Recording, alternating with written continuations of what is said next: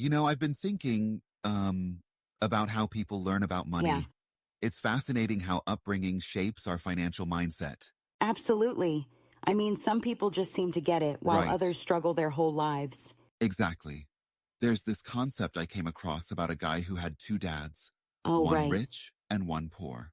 Wait, two dads? How does that work? Well, not biologically. His real dad was highly educated but struggled financially, and his friend's dad, who didn't finish school, became wealthy. Interesting. Oh, I see. So he had like two father figures teaching him different lessons about money? Exactly. And the biggest lesson he learned was that the rich don't work for money. They Hmm, make money work for them. that's a powerful idea. So how did he learn that?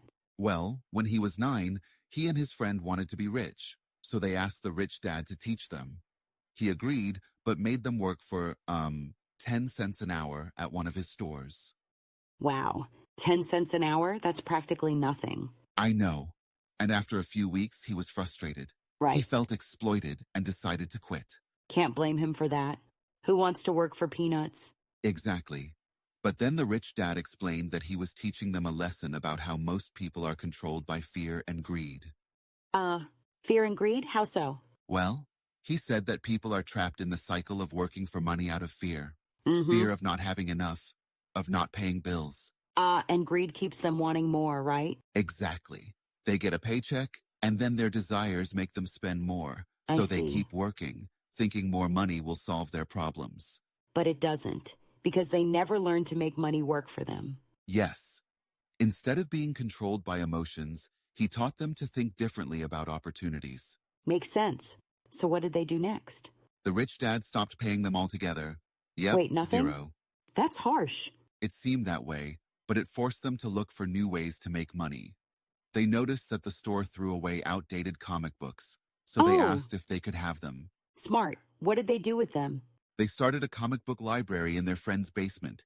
Kids could read all they wanted for a small fee. Nice. So they created an asset that generated income without them working all the time. Exactly. That was their first lesson in making money work for them. That's brilliant. It's like they shifted from being employees to becoming entrepreneurs. Yes, and that's a key difference. The rich focus on building assets, while Right. the poor and middle class focus on income and liabilities. But isn't it risky to invest like that?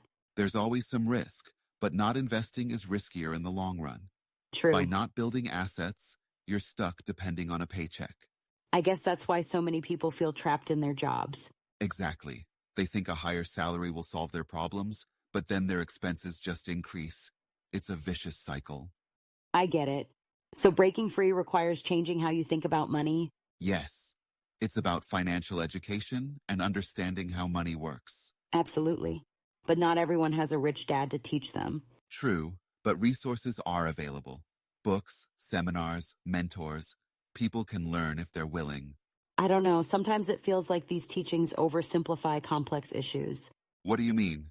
Well, not everyone's circumstances allow them to take risks or invest. Some people are just trying to make ends meet. That's true. I get that. But perhaps Mm-hmm. that's part of the mindset shift. Seeing opportunities where others see obstacles. That's fair, but societal factors play a role too. Economic inequality isn't just about individual choices. Absolutely. But focusing on what we can control, our knowledge and decisions, can make a significant I difference. agree. I suppose taking small steps can lead to bigger changes over time. Exactly. It's not about overnight success, but consistent effort in building assets. You've convinced me to give it more thought. Maybe there are ways to start even on a tight budget. Definitely. Even a little can grow over time with the right approach. It's like planting a seed and watching it grow into a tree. Exactly. And the sooner you start, the bigger the tree gets over time. Makes sense. Well, this has been enlightening. I think I'm going to revisit my financial plan. That's great. Just remember, it's about building assets and making your money work for you. Thanks for the insight. This could really make a difference. Anytime, let's keep the conversation going.